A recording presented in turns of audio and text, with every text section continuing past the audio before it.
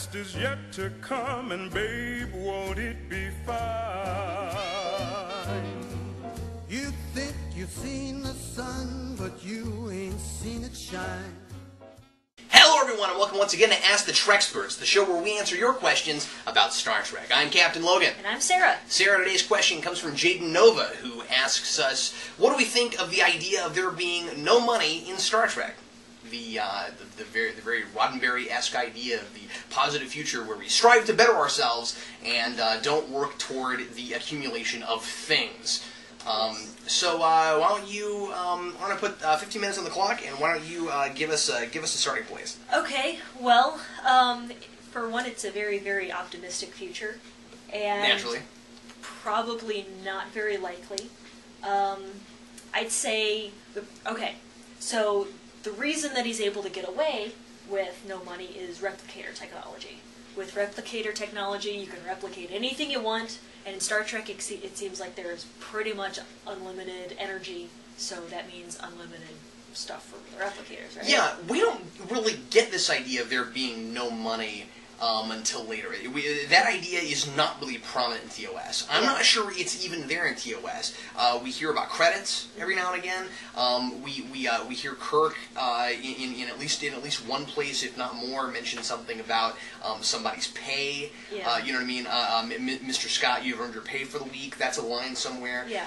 Things like that. And so you get the sense that it's optimistic, that it's an optimistic future, and that's not people's primary goal, but that there still is at least some kind of an economy, or the semblance of an economy. Well, in the original series, you really don't have replicators.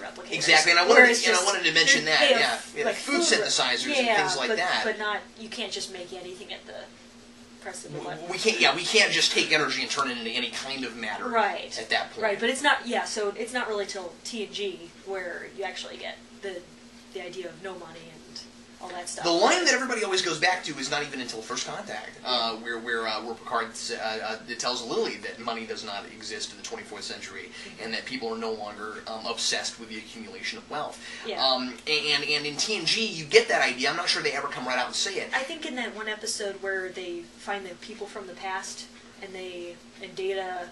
Oh, that's true. You're right. Then, You're right. That's Neutral Zone. Right. And that's end of first season. Right. So and thank you. You're right about that. I can't remember if they come out and just say there is no money. I don't think they do, but they. Riker has the line, or Picard, where the accumulation of wealth is not. Yeah, and your money would not be in a bank because we don't have banks anymore. Right. I still we strive to always better ourselves. Exactly, and I still always got the sense that you had to have, again, some semblance of some way to accumulate. Not accumulate so much, but I mean, like, okay. Well, the point of money is so you don't have bartering, where one person has something, one person has the other thing. Well, are they comparable? Can you just trade? What if this person doesn't have something this person wants? Right, of course. I mean, so money just makes it easier for stuff to exchange hands. But how do you deal with people who are not necessarily with people who are not in Starfleet, serving on a starship? You know what I mean? How are they being compensated, or are they being compensated? Yeah. Does Guinan just work a bar for free? You know what I mean? You get the idea. I mean, well, but I'm not sure that you do. You get the idea with somebody like Guinan that she's sort of a little bit outside. I think the Elorians are maybe Federation. I think we're not really they're told from that. the Delta They're Quadrant. The Elorians? Yeah. The Elorians are not from the Delta Quadrant. Yeah, they are. The are Borg they? killed them. Oh, I guess you're right. I guess that makes sense. Left. Yeah. Well, but see, that's weird though, because then in Generations we had an entire ship of them. Yeah, but... Well, that's weird. It never even occurred to me that the Elorians had to be from the Delta Quadrant. Yeah. But I guess that makes sense. It being that far back, that the Borg were probably mostly just in the Delta Quadrant. I don't know if we can be 100% sure that that's right, but I see why you'd say that. I guess my point is... You shouldn't take anything from Generations at face value. Okay, fair enough. But here's my point though with Guinan. Yeah. Guinan keeps a gun behind the counter. Guinan keeps alcohol behind the she's counter. She's not Starfleet. She breaks the rules. She's not. So what I'm saying is, like, does everybody who works on a starship and around like do they all just work for free? Are we assuming that they all have the exact same value systems that Starfleet and the Federation do? Well, I mean, if they're on the starship, and they're just working to better themselves, what would they use their money for? Yeah, but I don't buy that. No, I know, but like, it just seems like that's not even brought up. We're not supposed to think about that.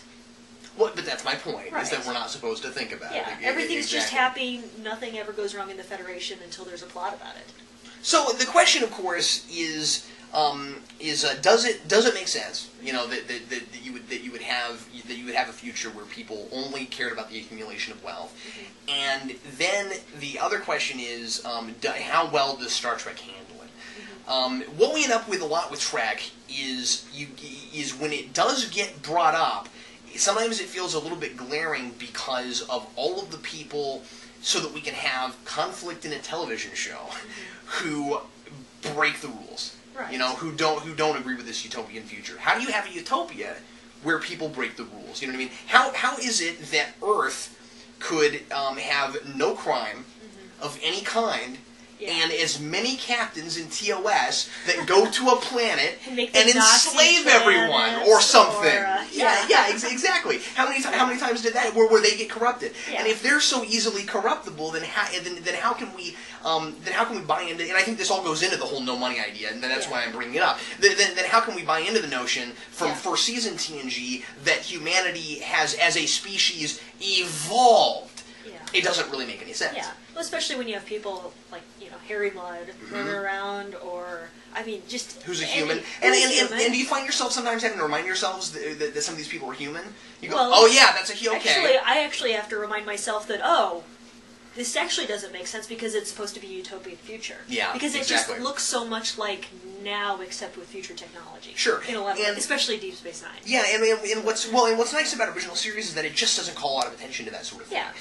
Where the utopian future, it's a backdrop. Yeah. It's that we have a positive future, and people do seem to work to better themselves, and the philosophy is there, and then we go meet races that counter that. Yeah. And that's how we get conflict. It's one of those things where, you just start with a premise, you don't really care where the premise comes from or if it makes sense, you just take the premise at face value, and then you tell stories with that premise.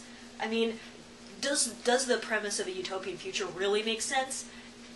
Most likely not. No, but that's not important. But that's not important. It doesn't. The stories are great. Yeah, the premise doesn't have to make sense because the ideas are there. Yeah, exactly. Is good.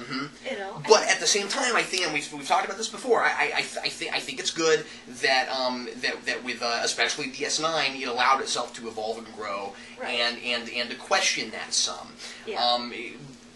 I think that what gets really interesting is that until you get to DS9, TNG itself, the way it contradicts some of these ideas in certain places, becomes a really good argument for this is complicated and very difficult to pull off, and maybe the utopian future, or at least the whole no money thing, is not possible.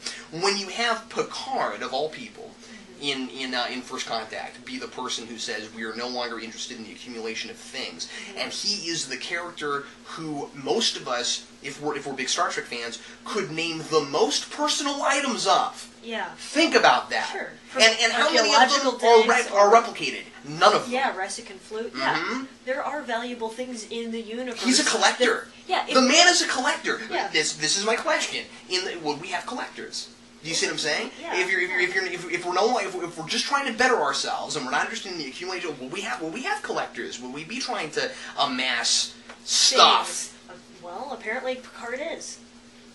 And he's the one who utters that line. I think it's very interesting. Yeah. Yeah. So the question is it a contradiction, or can we give it enough credit that it's there? Just so we can think and talk about it. I don't think we can really give it that kind of credit. I think that it was a little bit lazy on their part. Yeah. Well, and then you go into things where other cultures obviously. I'm okay with it because it's fun to talk about, but I don't think that they necessarily were thinking that when they had Picard say that absolutely. In First Contact, especially considering that in those movies he's kind of an action hero, and I don't think they're thinking that he's the thinker, he's the collector, he's the scholar. It's a very hard philosophy to hold true to. Of course it is. I mean, just in its very basis, how can you tell stories if everybody's perfect? Well, you can't. You can't. Exactly. So you have to have imperfection, which means it's not really a utopia. I mean, unless all the imperfections come from outside, but then how do you keep those imperfect beings from affecting your own culture. And that's why I think that Star Trek needed DS9. Yeah. Because when you get there, you start getting this idea that I think some of us may have had earlier, that the Federation and Starfleet are kind of in denial about this. That they're constantly talking about, we have utopia, we have a perfect society. You know, I know you're not a big fan of this episode. When you get to Paradise Lost in DS9, yeah. and the president of the Federation is trying so hard to keep everything the way it is, and we don't want, you know, Starfleet officers essentially cops on the streets, yeah. and all that sort of thing, trying to preserve, you know this where and then you have that line in the second part of the episode where Sisko's like, so you want to destroy Paradise to save it, and that sort of thing. Maybe what we have is not Paradise, you know, you know, and it gets really interesting because it's like well, we've got the problem with what they think is utopia is that we've got a planet that's not ready to prepare itself against an attack. Yeah. You know. And well, DS9 questions those things. It's safety versus freedom. Absolutely. I mean, there's always a trade-off. If you want to be safe, if you want to be completely safe, there's no possible way you can be free. You cannot completely. And if you're not free, can you call that a utopia? Right. I mean, sure. But yeah, on the other hand, if you're completely complacent and at any point someone could attack you and you're not ready for it because we're so interested in giving everyone complete freedom and freedom from, you know, having to worry about weapons and those sorts of things. Because the idea is nobody carries a weapon because nobody needs one. Right. Okay, but at the point that somebody needs one, it's no longer utopia either. Right. Because it ain't utopia if people are getting killed all over the place. Yeah, absolutely.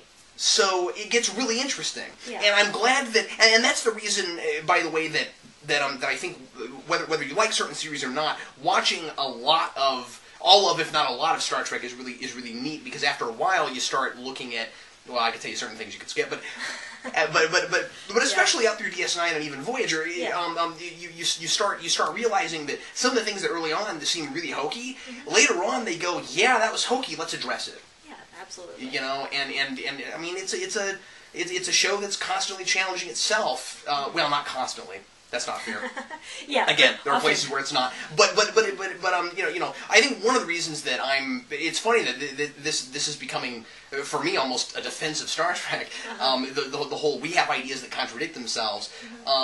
Whether that's by design or not, and I imagine it's not, it increases the possibility for intellectual discussion. Sure. And that's what I like about it. Exactly. Yeah, it may not be, every episode may not be an intellectual exercise. No, I'm not going to say provide even... the possibility for intellectual exercise. Maybe not even 70% of them, okay? But it is mostly a thinking show. Sure. You can watch it at the most base surface level and just watch it for the action and the ships and the ones that have, you know, whatever. But or the love scenes or whatever there is. But you can also watch it at a more advanced level and actually think about and discuss the philosophies and the morals and whatever story there is. And it's fun to have a show that can be addressed at both levels. Well, anywhere else to go? What about other cultures that have money? Good point. That the Federation comes in contact with. And what about things like replicator rations? Yeah. And things like that. Or... Well, what I find interesting is that Sisko and people on DS9 have latinum and they spend it. Yeah. I don't know how they get it. Yeah. Like, where does it come from? Yeah. That's my question. Yeah. It's several points in Sisko will say, "Bill me." I'm like, do people just hand you latinum because you're the captain? Has a tab. Yeah. He's got a tab in play. Yeah. How does all that work? Yeah. You know, it doesn't mesh real well. I think the reason, though, in all seriousness, that we have other races, and of course we better just say Ferengi because that's what we're talking about, right? Yeah. That we have other races that are really built on ideas of capitalism and that sort of thing, is so that we can show the stark contrast. Right. And what I do like about the Ferengi, not my favorite species by any means, what I do like about it, especially DS9 Ferengi, is that they're so far in that other direction that it's preposterous. And science fiction is really good for that, where you take the ultimate extreme of something so that you can explore the basic ideas of it. Right, definitely. And yeah, I'm still stuck on that now that you've brought that up. How does Sisko get paid? How does it happen? Well, I don't think he gets paid regularly. Yeah. It's just and why enlighten them? So yeah. You notice that in Voyager, they barter all the time. Yeah. There are lots of places where they want something and they're Yeah. willing to spend they're willing to spend things they have on the ship for it, and Janeway never questions it. I feel like, and I'm okay with that. But I feel like first season Picard would be all confused, like it's a very alien kind of like, what, you want us to give you something for something? We would give it to you for free, because Picard sounds like Jar Jar Binks. we would give it to you for free. Yeah, in the same spirit of first season TNG, where it's like, what, you have a headache? I haven't heard of that. 50, 200 years. That's ancient. Yeah. So ancient headaches. Ancient headaches. Yeah. Yes. But isn't that interesting? Where once we get to Voyager, it seems like we've even kind of forgotten about this a little bit. We have questions of intellectual property in Voyager when you get to author. Would that be handled in first season at all? Why would the Doctor have rights to sell his holo novel, and I'm a little iffy on whether or not it would be sold, but I mean, like, he has a publisher, then why would you need a publisher if you just handed things out for free? So now we're dealing with intellectual property. Apparently, there's just no YouTube in the future, and I think what happens, I think what you're dealing with there is the difficulty of Star Trek always wants to talk about current problems and current events, and we're talking about the early 2000s where intellectual property was a big deal, of course, and is still today, of course. But I mean, like with the advent of the internet being as new as it was, we already were having a lot of questions about intellectual property, and so they did an episode about it. But does it mesh with the utopian future? In Star Trek, since everybody, according to several places like Picard, everybody's just working to improve themselves. It seems like novelists would just write things and put them out to the public and say, this is my best work. I want everyone to enjoy it. And I mean, you could make the argument, and I'm sure people that know that episode are maybe thinking this right now, you could make the argument, well, the question is not whether or not he can sell his work, the question is whether or not his publisher should be allowed to make additions and changes, or to send it out before he's made the changes he wanted to make. So then the question, of course, is more about whether or not he's a person, and we're going back to Measure of a Man. I get all that. Does he need a publisher? But the basic backdrop, why would he need a publisher? Why couldn't he just publish himself? And I think the publishers... Wouldn't he be popular enough, being a lost ship in the Delta Quadrant, that he could just submit that out and people would download it and use it? Download it. I think this is a line. I mean, I'd want to go back and check, but I think there's a line that our best-selling story is written by a dog or something like that. It was written by a hologram. It was written by some animal type hologram. Yes, right. It was. I don't think it was Toby the Targ. Toby the Targ. Yes. Yeah. No, but it was a hologram. Oh, I didn't think so. Yeah, I thought it was just a fictional Toby the Targ. I mean, nobody would write something. The Targ can't write. No, but I think that's what he said was that our most popular one was written by Toby the Targ, who is a hologram. Oh, I didn't think it was a hologram, but I what would he be? He's a Targ, Sarah. Right. I think it was just somebody writing under a pseudonym. No, it was. I'm almost positive that was about. Okay. It's Toby the Targ is a hologram, and maybe he's a talking hologram who can write a holo novel. I'd have to go back. That's not my favorite episode. I'd have to go back. Yeah, but the whole point was that our most popular thing was written by another hologram, and you're a hologram. So why is it any different? That was the argument. Oh, I thought the argument was our most popular thing is written by somebody under the name of Toby the Targ, but he's not asking for rights. No, I think it was that they were both holograms, and one shouldn't have more rights than the other one. And that's when they started saying, "But here's why he's a person." Yada yada yada. That was the whole thing. I'd have to look at it again, but I'm almost positive about it. Whatever. Well, we can watch it again. I didn't mean to argue about that, but whatever. Yeah. I was just happy with myself for remembering Toby the Targ. Yeah. Anyway, that's impressive. Well, we're kind of out of time. Anything else we wanted to throw out there?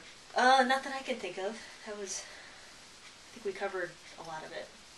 Good. Well, if you have any ideas that you'd like to put forth about money in the future or the lack thereof, leave that in the comments below. What do you think of the whole just Roddenberry's utopian future in general, and then the idea of being able to run a society without any kind of monetary system?